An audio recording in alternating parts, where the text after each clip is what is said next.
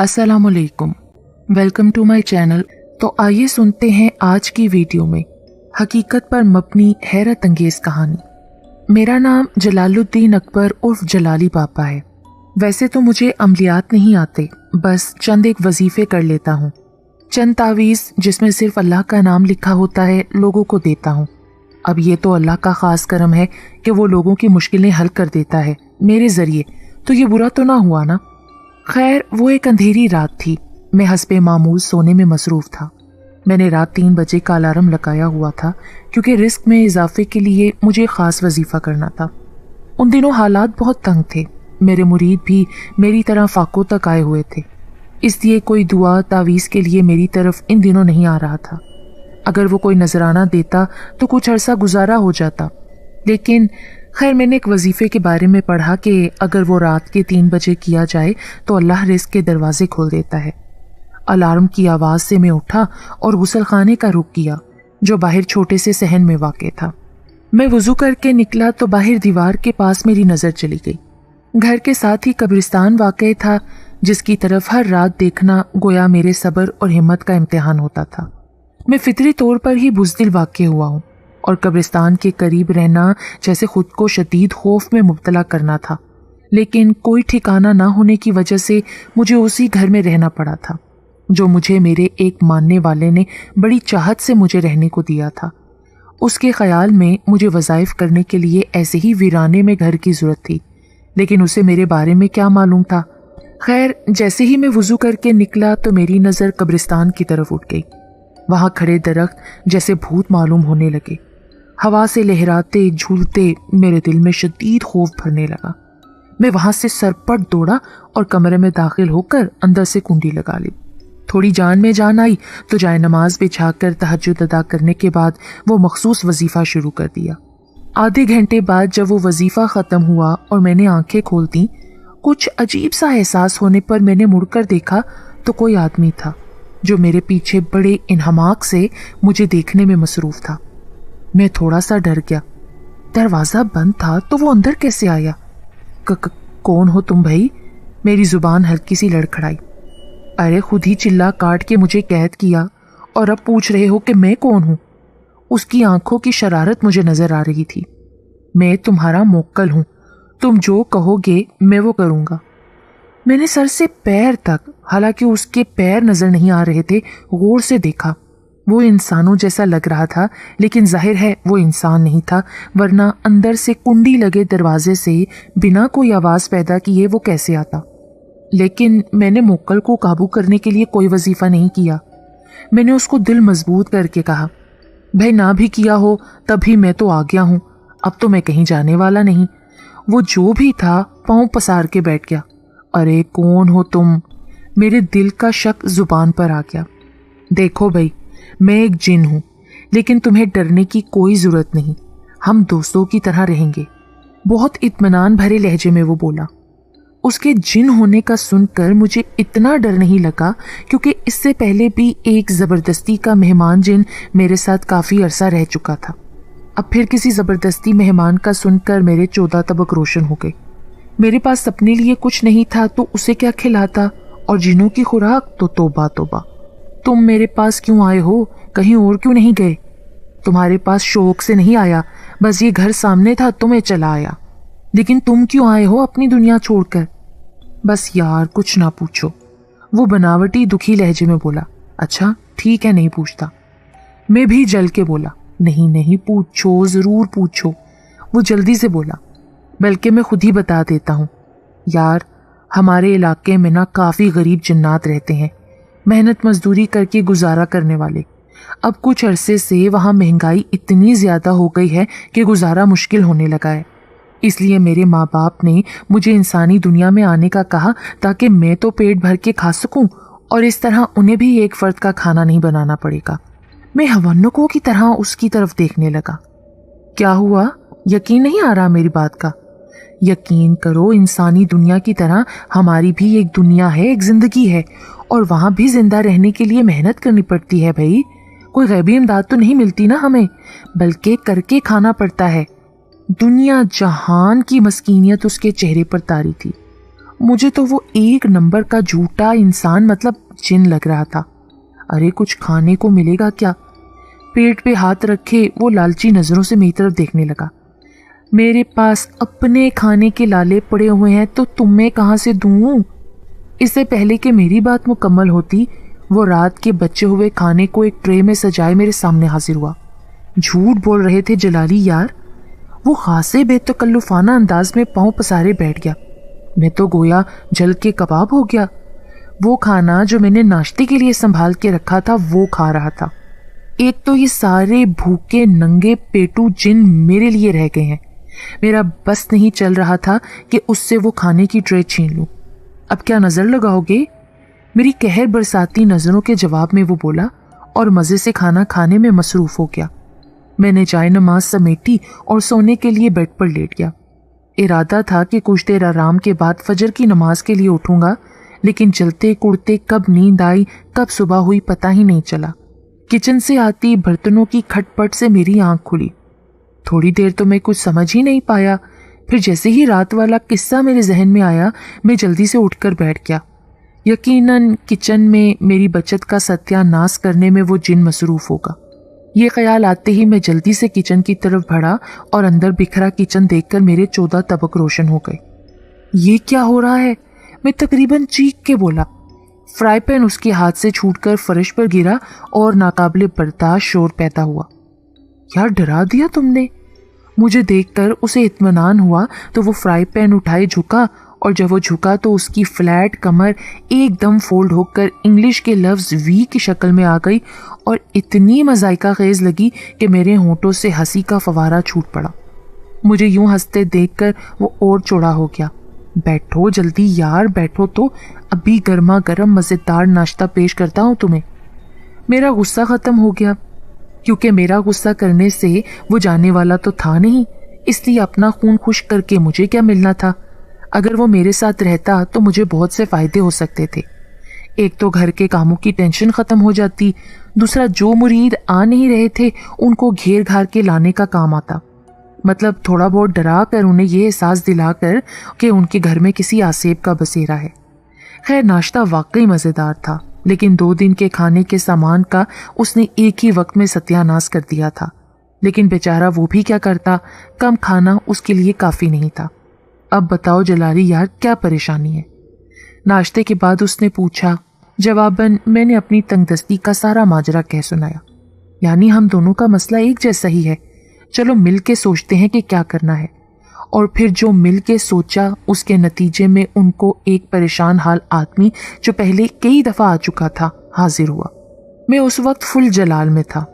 بولا کیا ہوا بچہ؟ نہیں سرکار بچہ تو نہیں ہوا۔ ارے میں تمہیں بچہ کہہ رہا ہوں، میں نے اس مرید سے کہا۔ لیکن سرکار میں کہاں بچہ ہوں، اب تو بال بچوں والا ہوں۔ جواباً وہ ہونکوں کی طرح بولا۔ پیچھے سے زرغون کی ہنسی سنائی دی۔ ارے میں شاید آپ کو اس کا نام ہی بتانا بھول گیا تھا، اس جن کا نام تھا زرغون۔ میں گویا جھنجھلا گیا۔ مسئلہ بتاؤ سرکار، مجھے لگتا ہے میرے گھر میں کسی ہوائی مخلوق کا سایہ ہے۔ ہاں تو تمہارے گھر میں جو درخت ہے اسی کا سایہ ہوگا نا؟ میرے کچھ کہنے سے پہلے ہی زرغون بول پڑا شرارتی لہجے میں۔ میں نے اسے گھور کے خاموش کروایا۔ چونکہ وہ مرید کو نظر نہیں آ رہا تھا اس لیے وہ سمجھا میں ہی بولا ہوں۔ کہنے لگا نہیں سرکار، وہ درخت کا سایہ نہیں، میں آسیب کی بات کر رہا ہوں۔ مجھے آج صبح کے بعد ہی سے عجیب و غریب سا محسوس ہو رہا ہے۔ کبھی دروازہ خود بخود بند ہوتا ہے، کبھی برتن گرتے ہیں، کبھی کوئی عجیب آواز آنے لگتی ہے۔ گھر والے سب ڈرے ہوئے ہیں، کچھ کریں سرکار۔ پہلے تو میں کوئی سرکار ورکار نہیں ہوں، تو مجھے بس بابا ہی کہا کرو۔ دوسرا تم فکر مت کرو، میں ابھی معلوم کرتا ہوں۔ یہ کہہ کر میں نے بس دکھاوے کے لیے آنکھیں بند کر لیں اور اللہ اللہ کا ورد کرنا شروع کر دیا۔ اپنی طرف سے تو میں آہستہ آہستہ ہی سر ہلا رہا تھا کہ مجھے محسوس ہوا کہ زرغون میرے قریب آیا ہے اور میرے سر کو پکڑ لیا۔ میں کھٹک گیا کہ اسے یقیناً کوئی شرارت سوجی ہوگی۔ اس سے پہلے کہ میں اپنے سر کو روکتا، زرغون نے میرا سر پکڑا اور جو زور سے گھمانا شروع کیا کہ علامان الحفیظ۔ میں کسی وجدانی بابے جیسا ہو گیا۔ اللہ کے بجائے کسی ٹکراتے ہوئے بیل کی آواز میرے منہ سے نکلنے لگی۔ گردن یوں ہو گئی جیسے چھت والا پنکھا، अपनी फुल स्पीड से घूमता हुआ। मुझे उस वक्त लगा कि अब गर्दन की हड्डी बस टूटने ही वाली है, तब ज़रगोन ने मुझे रोका। कुछ देर तो मुझे होश ही नहीं आया। चकराते सर को थामते मैंने बमुश्किल आंखें खोलकर मुरीद की तरफ देखा। वो बेचारा हैरत ज़दा मेरी तरफ देख रहा था। उसने उस वजूद को मेरी करामत समझा होगा, लेकिन उसे क्या मालूम कि मुझ पर इस दौरान क्या बीती होगी। किसी न किसी तरह मैंने उसे एक तावीज़ देकर रुखसत किया। जवाबन वो नजराने के तौर पर पैसे देकर चला गया। चलो, 1 हफ्ते के राशन का तो इंतज़ाम हुआ। ज़रगोन की इत्मीनान भरी आवाज़ ने मुझे आग लगा दी। मैं डर के मारे गर्दन भी नहीं हिला पा रहा था। ये क्या किया तुमने ज़रगोन? अगर मेरी गर्दन की हड्डी टूट जाती तो? यार, ऐसे कहाँ हड्डी टूटती है। मैं भी मुसलमान हूँ और जानता हूँ कि अल्लाह ने गर्दन को इतना कमज़ोर नहीं बनाया कि यूं ज़रा से घुमाने से टूट जाए। बस तुम्हारे इस तरह जिक्र करने से मुरीदों पर रोब पड़ता है। वो शरारती निगाहों को मुझ पर जमा के बोला, और उस रोब के चक्कर में मेरा हाल बुरा हो गया। 2 दिन गर्दन में शदीद दर्द रहा, फिर ठीक हो गया। लेकिन मैंने तौबा कर ली कि आइंदा ज़रगोन के होते हुए मैं खुद पर मसनूई वजद लाने की कोशिश नहीं करूँगा। यार जलाली, 1-2 बार मुझे ऐसा ही वजद तुम अपने ऊपर तारी करने देते ना, तो तुम्हारी बहुत मश्क हो जाती। 1-2 बार के बाद दर्द भी ना होता। कभी कभार वो कहता और मेरा खून खोल जाता। मेरे एक जानने वाले ने करियाना स्टोर खोलकर मुझे इफ्तिताह के लिए बुलाया। अब मुरीद करोड़पति तो थे नहीं कि कारों का शोरूम या प्लाजा खड़ा करते तो मुझे इफ्तिताह के लिए बुलाते। ये मेरा सबसे अमीर मुरीद था जो खैर से ज़ाती करियाना स्टोर का मालिक बन गया था, और मुझे उम्मीद थी कि अब मुझे घर के राशन के लिए परेशान नहीं होना पड़ेगा। इफ्तिताह के लिए रवाना होते वक्त ज़रगोन हस्बे मामूल मेरे साथ था, और मुझे ये फिक्र थी कि ये फिर कोई उल्टी सीधी हरकत ना कर बैठे। खैर, हम दुकान पर पहुंचे तो वहाँ कोई बहुत बड़ा लोगों का हजूम नहीं था, बल्कि 2-4 ही लोग थे। मैं मायूस हुआ। खैर, मेरा रिस्क तो अल्लाह के हाथ में है, लोगों के हाथ में नहीं। लोग मुंतज़िर थे फीता कटने के लिए। मैंने नाजुक सी कैंची उठाई और फीता काटने की कोशिश करने लगा। काटता गया, लेकिन वो फीता तो जैसे लोहे का बना हुआ था, उस पर कोई असर ही ना हुआ। लगता है बाबा जी किसी गाय को ज़िबा करने लग गए। किसी मंचले ने पीछे से आवाज़ कसी। ज़रगोन की खीखी से जैसे मेरे दिमाग में कुछ रोशन हुआ। यकीनन ये उसी का कारनामा होगा। बस करो ज़रगोन, सब लोग मेरा मजाक बना रहे हैं। मैंने झुंझुलाकर उसे मुखातिब किया। सब लोग हैरानी से मेरी तरफ देखने लगे कि मैं किससे बातें कर रहा हूँ। मेरे ये कहने की देर थी कि मैं जो बहुत ज़ोर से फीता काटने में मसरूफ़ था, अपनी ही झोली में मुंह के बल गिर पड़ा, क्योंकि फीता अचानक कट गया। सब लोग ज़ोर ज़ोर से हंसने लगे। मुझे बड़ी शर्मिंदगी हुई। ये सब शरारत ज़रगोन की थी, वो जो खुद को मेरा दोस्त कहता है। खैर, इफ्तिताह के बाद चंद बातें वगैरह हुई, फिर रिफ़्रेशमेंट का भी इंतज़ाम था, और खाने का सुनकर तो ज़रगोन के मुंह में हमेशा ही पानी आ जाता है। मैं डरते डरते मेज़ के करीब बैठा, और फिर मेरे ज़रिए ज़रगोन ने रिफ़्रेशमेंट की ऐसी तैसी कर दी। सब लोग हैरानगी से मेरी तेज़ी से चलते हाथ और इससे भी तेज़ी से चलते होंठ देख रहे थे। बाबा जी लगता है खाने की शक्ल तक भूल गए थे। उसी मंचले ने आवाज़ लगाई जो मेरे गिरने पर बोला था। मैंने 16 बार निगाहों से उसे घूरा। वो शरारती आंखों से मेरी तरफ घूर रहा था। मेरा मुरीद हक्का बक्का था कि 8-10 आदमियों का इंतज़ाम पल में ढेर हो गया। बाबा जी, अगर गुंजाइश है तो और कुछ लाऊं? वो हल्के से तंजिया लहजे में बोला। मुझे शर्मिंदगी हुई। नहीं, बस बहुत है। ये बात कहकर मैंने उसे शरारती लड़के की तरफ देखा। वो पहले से ही मुस्कुराते हुए मेरी तरफ देख रहा था। मैं खसियाना हो गया। खैर, कुछ देर बाद हम वापसी के लिए रवाना हुए तो मुरीद ने बहुत सा सामान मेरे साथ कर दिया। वो सामान 2 हफ्तों के लिए था। मेरे लिए तो वो 2 महीने चल जाता, लेकिन ज़रगोन की वजह से अगर 2 हफ्ते भी चल जाता तो बहुत था। मेरा दिल उसके साथ बहुत लग गया था।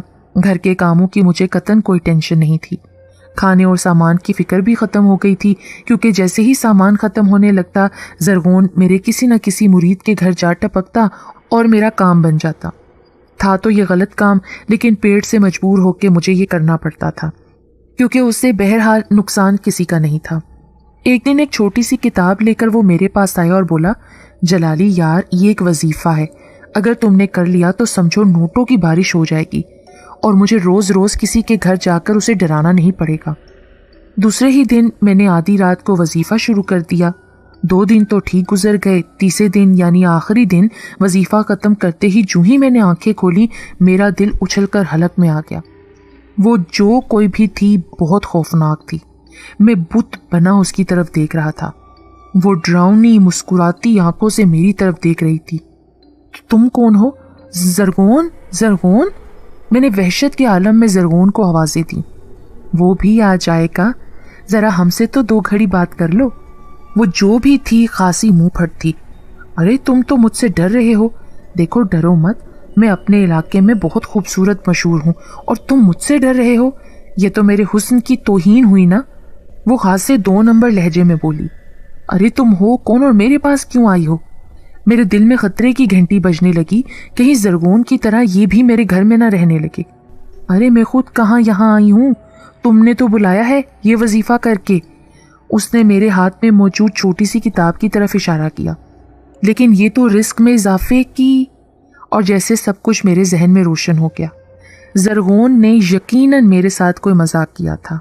रिस्क में तो इजाफा ना हुआ, एक फ़र्द का इजाफा ज़रूर हुआ था। ये ज़रगोन भी ना लगता है अपनी किसी दोस्त को बुला लाया है। अब तो मेरा सांस लेना भी मुहाल हो जाएगा। मैं परेशान था, लेकिन जब तक ज़रगोन तस्दीक ना करता मैं कुछ हौसले में था। और फिर ज़रगोन ने उसे अपनी महबूबा बताया तो मेरे 14 तबक रोशन हो गए। देखो ज़रगोन, मेरे घर में रहना है तो कायदे से रहना होगा, कुछ उल्टा सीधा नहीं चलेगा, मैंने धमकी देने वाले अंदाज में कहा। जलाली यार फिक्र मत करो, मैं भी मुसलमान हूँ, ऐसा कुछ नहीं करने वाला। दरअसल यार हम भाग के शादी करना चाहते हैं। मेरा मतलब भाग तो हम चुके हैं, बस शादी करनी बाकी है। अगर तुम हमारा निकाह करवा दो तो बड़े सवाब का काम होगा और फिर हम जल्दी से वापस भी जा सकेंगे। दरअसल मैं तुम्हें सारी बात बताता हूँ। अगर हम अपने इलाके में रहते तो हमारी शादी 1 साल तक होना मुमकिन नहीं थी। और दूसरी बात, अगर हम उनके इल्म में लाए बगैर शादी कर लेते तो वो इस शादी को ज़रूर कबूल कर लेते, लेकिन अपनी दुनिया में उनके इल्म में लाए बगैर शादी करने का तो सवाल ही नहीं था। इसलिए हमने ये प्लान किया। मैं कुछ दिन बिल्कुल निकम्मों की तरह पड़ा रहा तो मेरे वालिदैन ने सज़ा के तौर पर मुझे इंसानी दुनिया में भेज दिया। और कुछ दिन बाद ही मैंने एक अमल के ज़रिए अपनी महबूबा, जिसका नाम मरहूमा है, उसको इस दुनिया में बुला लिया। अब हमारे ख़ानदान वालों को हमारी शादी का कतन इल्म नहीं हो सकेगा। हम उन्हें जाकर सरप्राइज़ देंगे। ज़रगोन के चेहरे पर मोहब्बतों के फूल से गिरते हुए महसूस होने लगे। लेकिन मरहूमा नाम कितना अजीब है, मैंने दिल में सोचा, लेकिन इजहार नहीं किया। फिर मौलवी को बुलाकर उनका निकाह पढ़वा दिया। वो दोनों इंसानी शक्ल में मौजूद थे। निकाह के फौरी बाद वो मुझे अलविदा कहकर हमेशा के लिए अपनी दुनिया में रवाना हो गए। अपने जिन दोस्त ज़रगोन के जाने से कितने ही दिन में उदास रहा, लेकिन फिर अपनी रूटीन में आ गया।